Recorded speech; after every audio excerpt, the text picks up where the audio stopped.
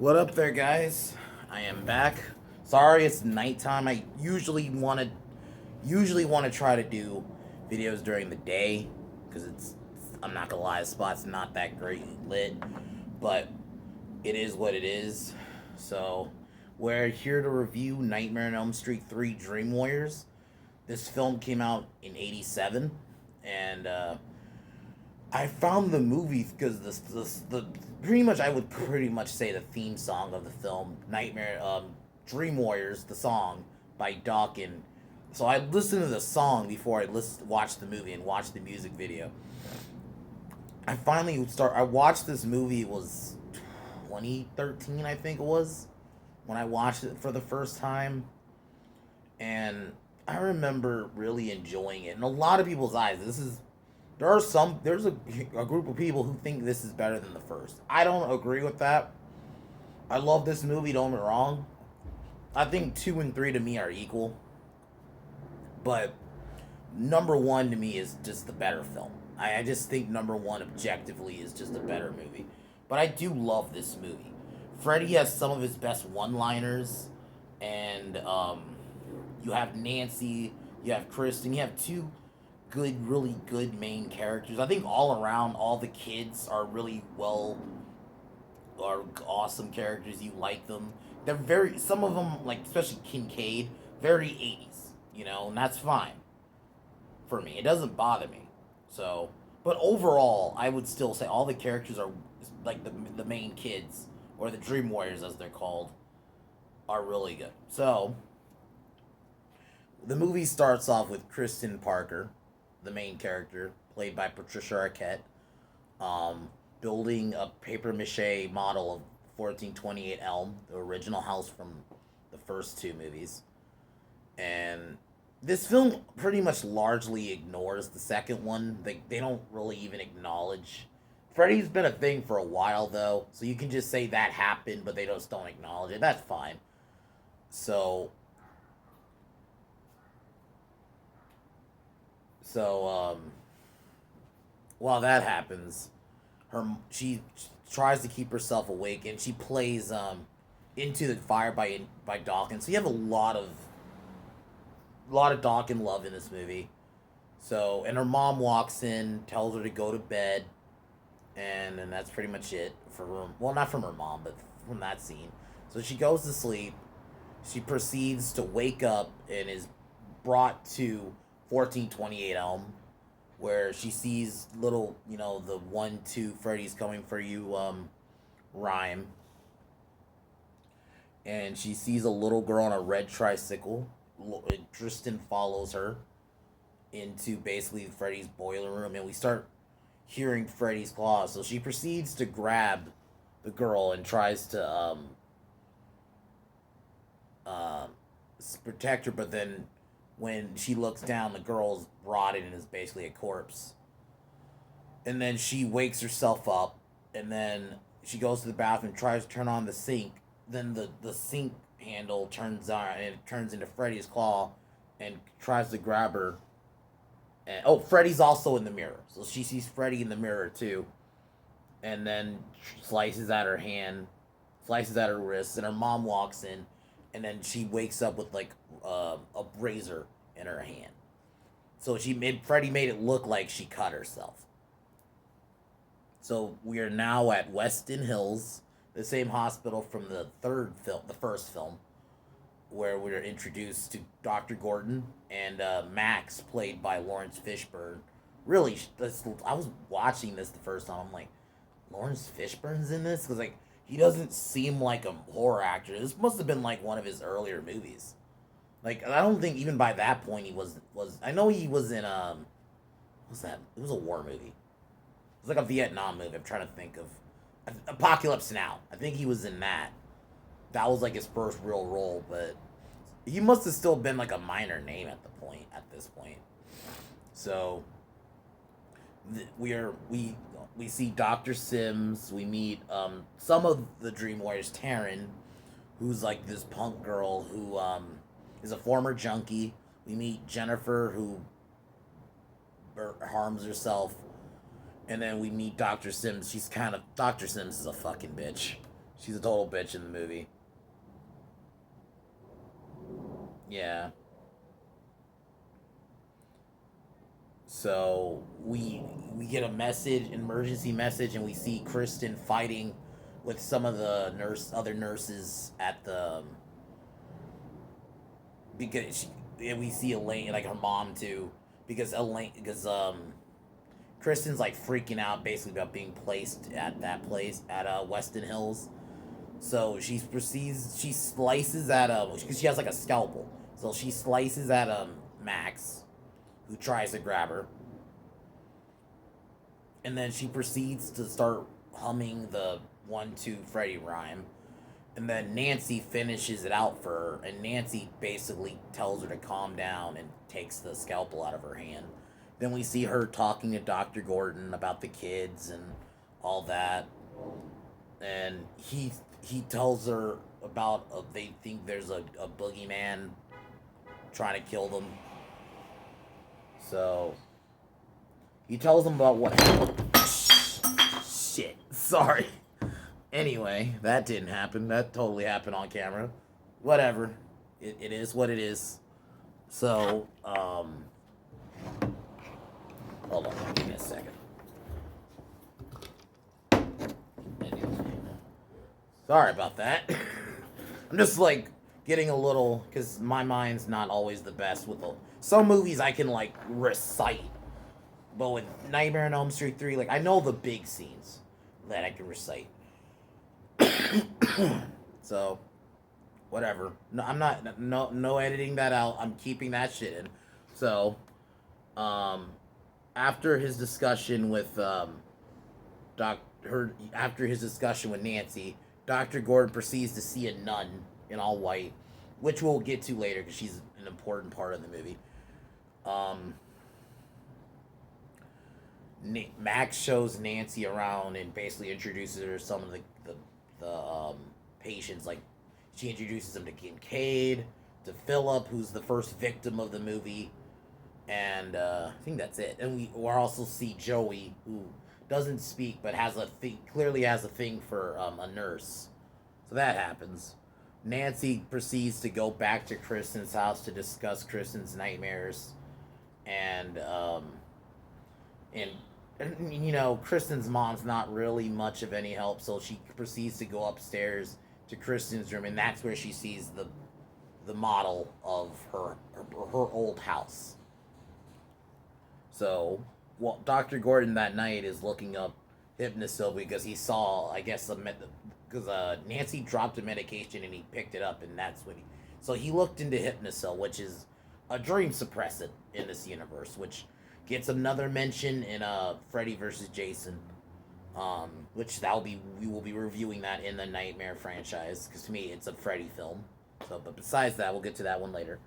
But so not Nancy, Kristen, proceeds to she's like drawing the Elm Street house that she built a model of, but then she proceeds to go to sleep, and then the door opens and we see the same red tricycle that little girl was on earlier comes in, and it proceeds to melt to the floor, and then now she's back at the Elm Street house. She goes in, she sees a fucked up pig that, you know, like on cooked pig, and then she explores. Freddy proceeds to attack her. He's basically a giant face with like a snake, but with his Freddy's face on it. Starts to swallow Kristen, and then Kristen proceeds to scream Nancy's name. Nancy gets brought into Kristen's dream. Nancy saves Kristen, stabs Freddy in the eye. Freddy screams "you." Really iconic scene. Then Nancy and Kristen get brought back to the real world. Nancy and Kristen have a discussion about what happened the night before. Then Dr. Gordon does group, and this is where we're introduced to another kid, Will, who he's a nerdy looking kid who's crippled. We're introduced to Philip, who he builds puppets and is just a sleepwalker, and Taryn, who we learn more about her being a junkie, And we also learn about Jennifer. So that happens. Then later that night, um, Taryn, Will, and Joey are playing Dungeons and Dragons, and Max walks in, tells him, "Yo, it's bedtime." So Will goes to bed and tells Joey to keep watch. So Joey keeps watch. So while everybody's asleep, Freddy takes form as one of Philip's puppets, goes down to Philip's bed, cuts. Uh, he cuts Philip's wrists and he starts pulling out nerves and pulling them like a puppet, basically. Kincaid sees for a second, but Kincaid just thinks he's sleepwalking, so Kincaid just goes back to sleep, and then he walks Philip through to the top of the building, and then Joey sees. So Joey tries to wake everybody up, causes a ruckus, wakes everybody up, and they proceed to see Joey, and Freddy cuts. Um, um, so yeah, Freddy cuts the nerves and makes it. You see Freddy like in the sky, and he proceeds to cut the strings basically, which are the nerves, and then he proceeds to jump off, fall off, and Freddy laughs. It looks like suicide. So the next morning they have group where they talk about what happened, and Kincaid just slags it off like, well, he brought it on himself. Taryn freaks out and says, no, someone's trying, that was murder. Dr. Sims tries to calm down the kids. Kincaid starts to freak out, like throwing a chair, and then basically tells Kincaid gets sent to isolation. And this is where Neil basically asks Dr. Gordon, says, "No, I'm gonna prescribe um, Hypnosil to the kids." And despite Dr. Sims' protest, and she basically says it's on you if it messes up. So Kincaid's locked in the quiet room. So Jennifer is watching TV, trying to keep herself up, and she's freaked out what happened the night before. Max walks in and she basically says, "Can you just like act like you didn't see me?" So Max walks away. She clips through TV and she sees like a talk show, and the talk show guy asks a question. It turns into Freddy, and Freddy's about to slice one of the guests, and then she goes to the TV, and I think then the TV like does the white fizzes out like just, and then Freddy takes form of the TV, throws his arms out, grabs her, and then his head comes out of the top of the TV. We get the iconic "Welcome to prime time, bitch," and then kills her by slamming her head through the TV. Really iconic kill. I put this in my like number one kill in the Nightmare franchise. I really love it. It's just not just because of the line, but just it's just it's kind of brutal, but it's also just like it's very Freddy. So Freddy kills her, and then they have a funeral. Neil watches it, and this is where we see a nurse that we saw earlier. He tells her basically, she kind of warns him, gives a little warning like, you gotta to save the children, you gotta put the unquiet spirit to rest, which is Freddy. Then Nancy walks over, and then the nun's gone. So the nun's gone. They have a meal. Neil, and then this is where he kind of confides in her, like, okay, what I don't know what to do with the kid to help the kids, and this is where, okay, she basically says her line was, "I think you're ready to learn the truth."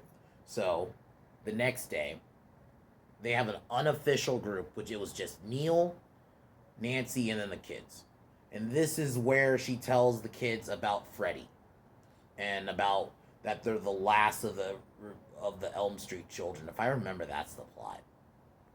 Or I could be mixing up a movie, but because their parents killed Freddy, so Freddy wants revenge.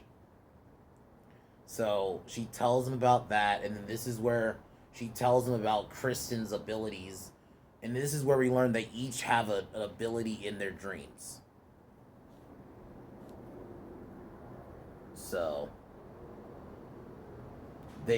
Neil proceeds to like use a hypnosis um, pendulum. Then they wake up. Things seem normal, but then Will gets up, who's the handicap. He gets up and proceeds to hold on.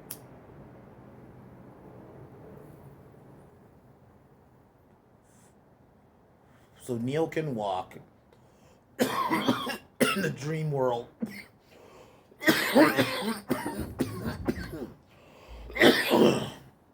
Kristen's ability is able to do gymnastics like super flips. Kincaid is super strong, and Taryn is like this tough rocker chick with like a mohawk and like knives.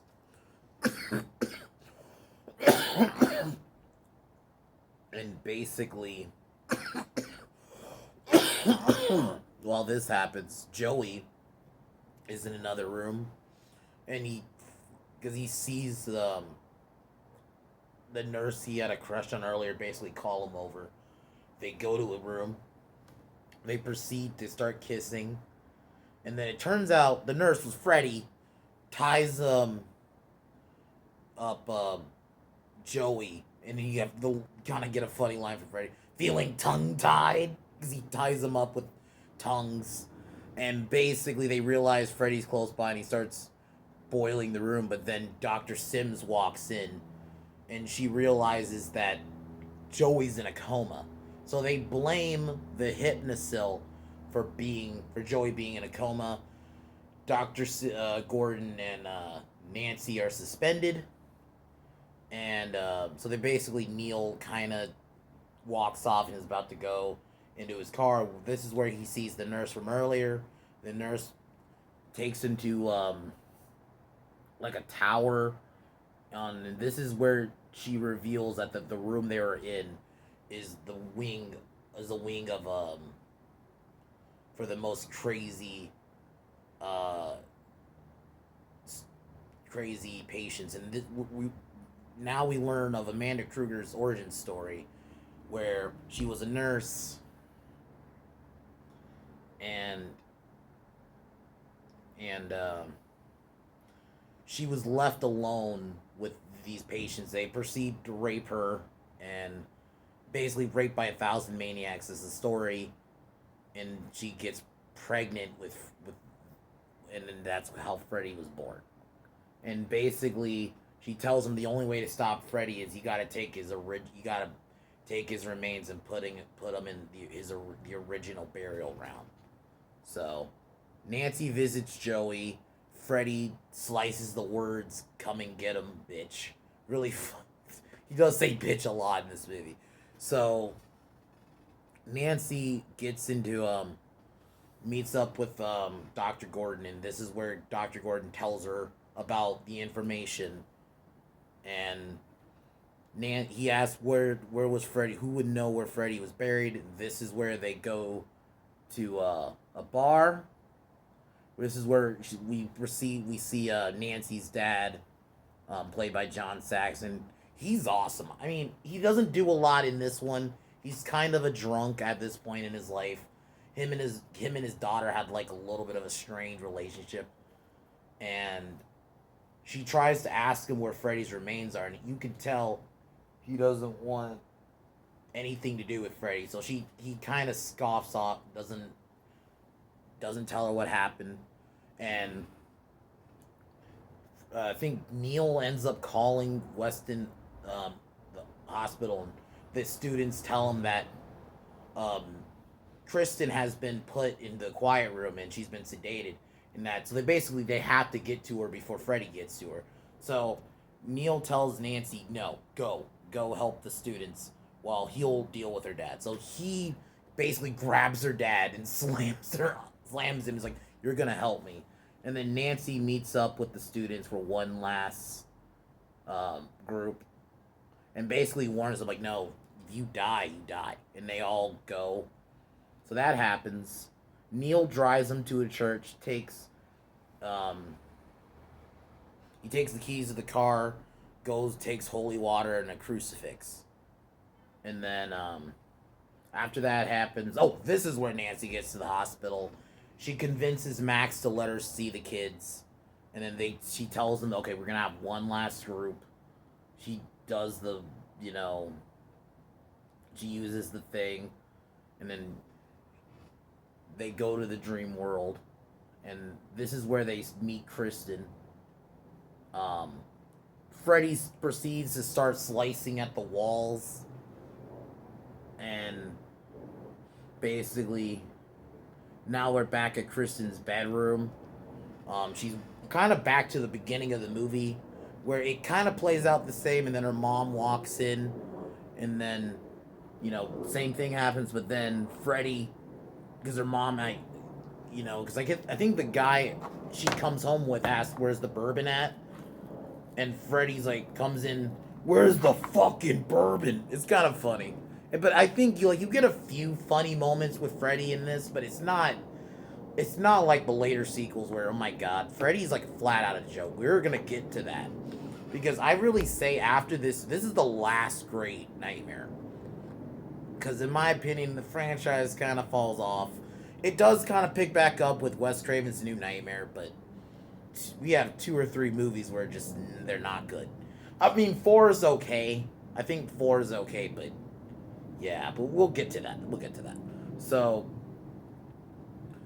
Freddy rips Elaine's head off, and Elaine basically scolds her daughter. Freddy tries to get Kristen.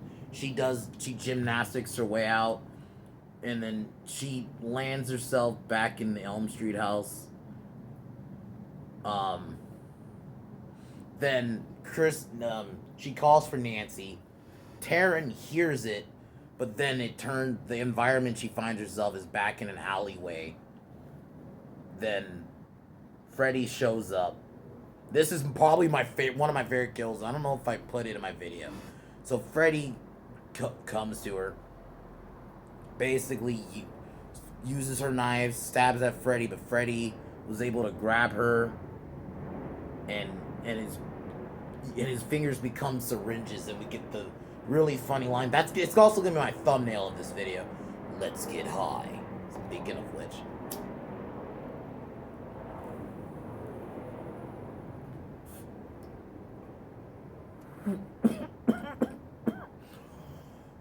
And then injection marks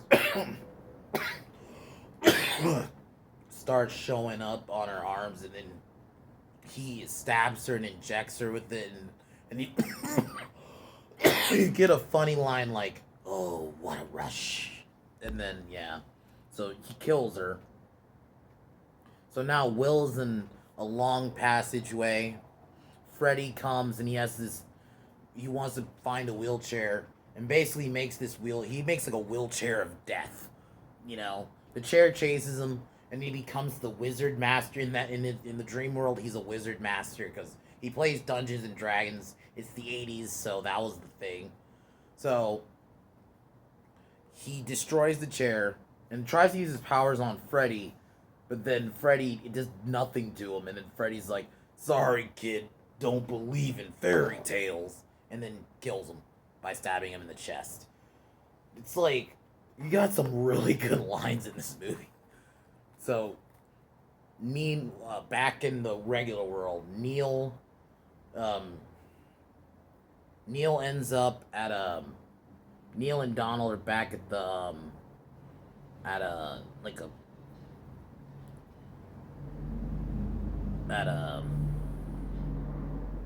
the center. Oh, it's a salvage yard. Yeah, it's like a junkyard.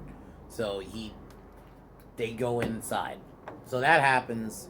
Now Nancy meets up with Kristen and Kincaid, and they find bottom of the staircase. So they find Joey suspended over a fire pit. Freddy appears, and Nancy tries to save Joey, but then Kristen tries to fight Freddy. Freddy, it doesn't do anything to him. And then he tries to stab Freddy with a pipe. It does nothing to him. And then this is where we get kind of a cool scene where he rips off his sweater. He grabs Kincaid.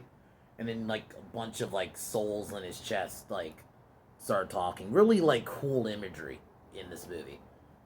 So so basically, Freddy has become stronger than he was before. Um,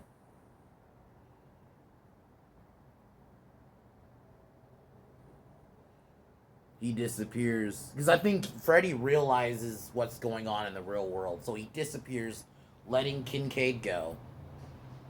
Neil and um, Nancy's dad dig a grave. They stop when they start hearing noises, and Freddy shows up as a form of a skeleton.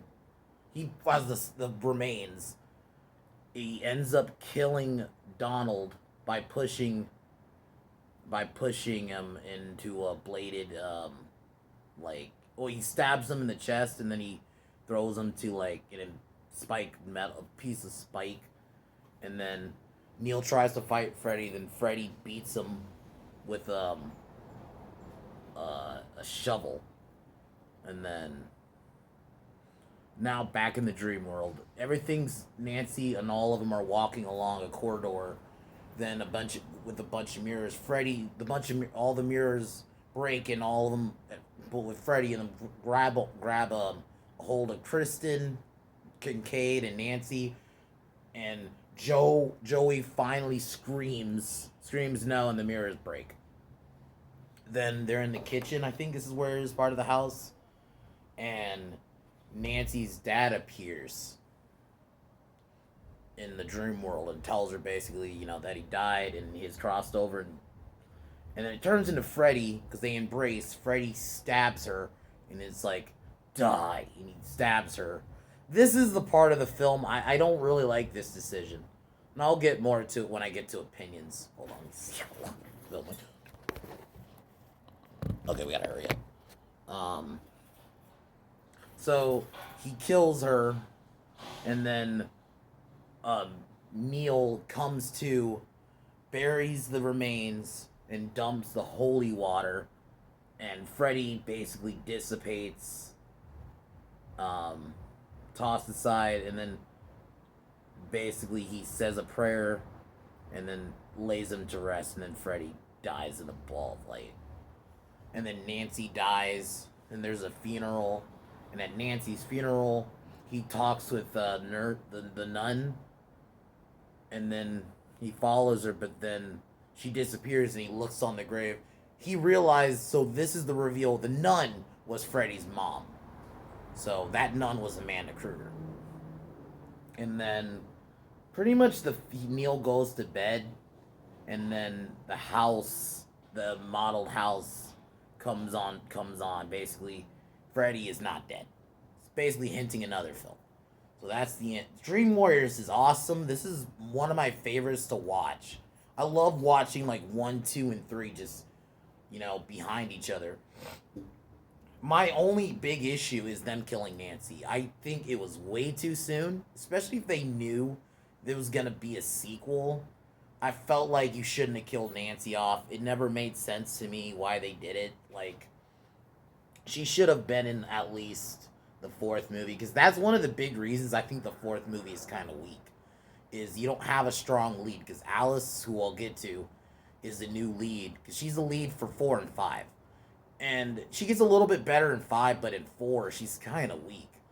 And unfortunately, Patricia Arquette didn't come back in part 4, in Nightmare 4. The character Kristen comes back, but she's played by a different actress completely. Well, I'll name the actress when I get to that review. But it's just really unfortunate they killed Nancy off. I think because she was really awesome in this movie, and I just felt like it was too soon to kill her off.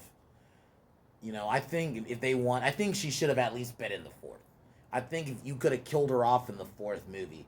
Unfortunately, I think if they were gonna kill her off, they should have really tried to get Patricia Arquette to come back then, because Patricia Arquette could have been like the new lead, but she didn't come back, so. But like I said, that's my only real big negative. I love this movie.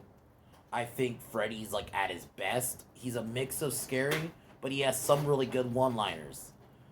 I don't agree that this is like the best Frank one. I still think the first one is. The first one just I don't think you're gonna top that, but this one is really close. And I think 2 and 3 to me are like this. They're really close, and you have some really good one-liners. Like "Let's Get High," "Welcome to Prime Time, bitch," you know. And like I said, the kids are really likable. Dr. Sims is a cunt. I kind of hate that she doesn't get her comeuppance in the end, but surprisingly, yeah, Lawrence Fishburne didn't die either. Neil's a decent character.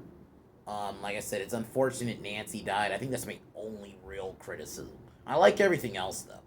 I love the music, and then yeah, the credits play Dream Warriors. Love that song. I love Dawkins. I love the soundtrack of this movie because you have a mix of like the horror soundtrack, but you also have like the rock music, with Dawkins. So awesome movie.